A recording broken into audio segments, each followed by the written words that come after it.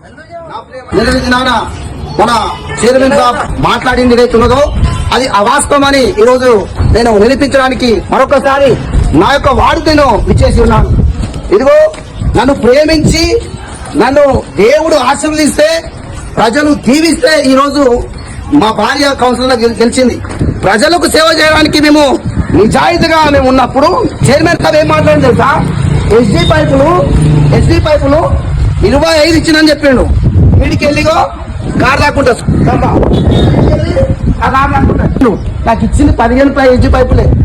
ఆ ఎస్డీ పైపులు ఇవే ఇచ్చిండు. ఇంకోటి బేసిక్ నీడ్స్ మాట్లాడి అడిగింది నేను వాళ్ళకు. బేసిక్ నీడ్స్ అడుగుతూ వాళ్ళు కోట్ల రూపాయల లెక్కలు మాట్లాడుతున్నారు వాళ్ళు. ఇక వర్కర్స్ మీరు ప్రొవైడ్ చేయమని చెప్పిన చైర్మన్ సాబ్ నేను కాంగ్రెస్ పార్టీకి వ్యతిరేకంగా మాట్లాడలేదు 100 సార్లు చెప్తా కూడా.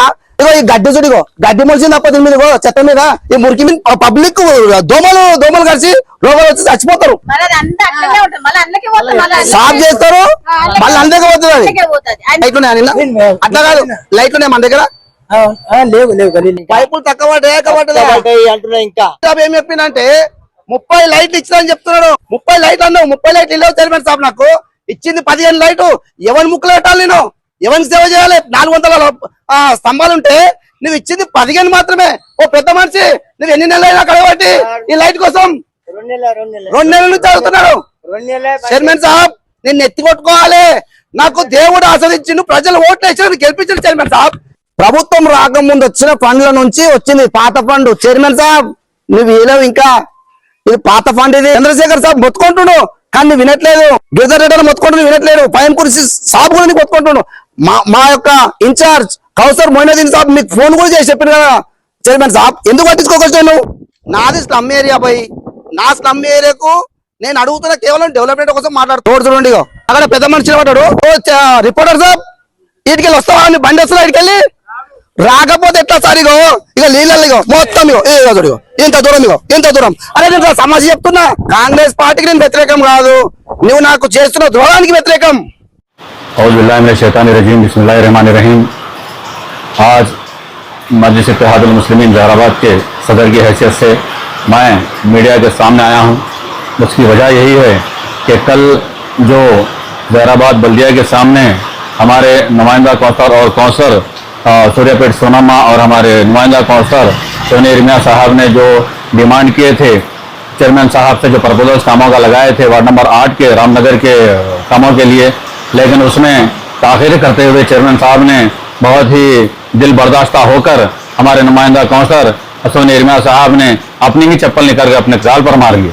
तो ये बहुत शर्म की बात है कि जिस काउंसिल में मजलिस इत्तेहादुल मुस्लिमीन के 2 काउंसलर्स सपोर्ट करके चेयरमैन बिठाते हैं और वही चेयरमैन साहब हमारे 2 काउंसलरों के साथ और मजलिस के खासकर रामनगर के काउंसलर के साथ ये रवैया बहुत ही बर्दाश्त के बाहर है। और इस बात को हमने हमारे कौमी सदर बैरिस्टर असद अली साहब तक भी पहुंचाया है और हमारे ज़िले इंचार्ज जनाब कौसर मोइनुद्दीन साहब को भी ये बात बताई है। और जब एक काउंसिल का मेंबर, एक काउंसलर अपनी डिमांड रखता है, अपना प्रपोजल काउंसिल के अंदर रखता है, तो उसके जिम्मेदार या तो चेयरमैन होना चाहिए या तो कमिश्नर होना चाहिए। लेकिन उस प्रेस मीट के बाद जब चेयरमैन साहब ने काउंटर प्रेस मीट लगाई तो बहुत अफसोस के साथ ये कहना पड़ रहा है कि आप काउंसिल के बाहर के लोगों को बाजू बिठाकर हमारे काउंसलर साहब का जो काउंटर दिए हैं वो बिल्कुल ही कानून के खिलाफ है। और आप अगर काउंसलर कांग्रेस के वर्कर की हैसियत से अगर देते तो बहुत खूब था, लेकिन एक चेयरमैन की हैसियत से आपने जो कल प्रेस मीट दी है वो काबिले कबूल नहीं है। और हम यही डिमांड करते हैं मजलिस इत्तेहादुल मुस्लिमीन जहराबाद की जानिब से कि जहराबाद के बल्दिया का चेयरमैन जो बैठा है वो मजलिस की मरहून मिन्नत है। मजलिस अगर 2 काउंसलर्स अगर चेयरमैन को सपोर्ट नहीं करती तो क्या मजलिस जहराबाद के अंदर कांग्रेस पार्टी मजलिस का चेयरमैन बना सकती थी? बिल्कुल नहीं। हमारे कौमी सदर बैरिस्टर असदुद्दीन ओवैसी साहब और हमारे जिले इंचार्ज जनाब कौसर मोइनुद्दीन साहब ने डेवलपमेंट को तरजीह दी, जबकि हम डिमांड कर सकते थे, चेयरमैन ले सकते थे, वही चेयरमैन ले सकते थे, लेकिन वो ओहदों को भी कुर्बानी देकर हमारे काउंसलरों ने आपको चेयरमैन बनाया और आप उसी काउंसलरों के साथ ये जो रवैया सौतेला सलूक अख्तियार कर रहे हैं ये काबिल कबूल नहीं है।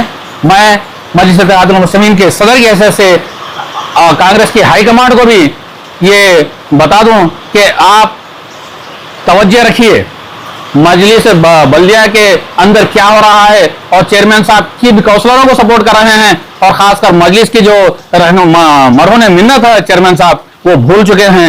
और यही बात मैं इस दौरान हमारे मरहूम सदर सालार मिल्लत सुल्तान सलाउद्दीन अलैहि रहमा का कौल आपको सुनाता चलूं। मजलिस घबराने डरने वालों की जमात नहीं है। मजलिस तख्त पे बिठा भी सकती है और तख्ते पे लिटा भी सकती है, ये मजलिस की ताकत है।